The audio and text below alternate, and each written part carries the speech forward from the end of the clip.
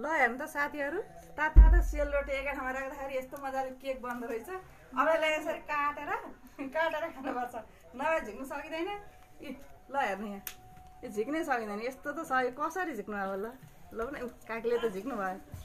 अब यो झिकेको मान्छे यस्तरी, हे भगवान्, यो के हो? यो सेलरोटी पकाएको के भने यस्तो? यो के पो भयो त? खै काट्ने ल्याउनु है, जति काटौँ यो सकिँदैन यसरी झिक्न। केटाकेटी हो, काट्ने ल्याऊ त। खै काट्ने ल्याउ त केटाकेटी, म काटिदिन्छु। कैँची ल्याऊ, कैँचीले काट्नु।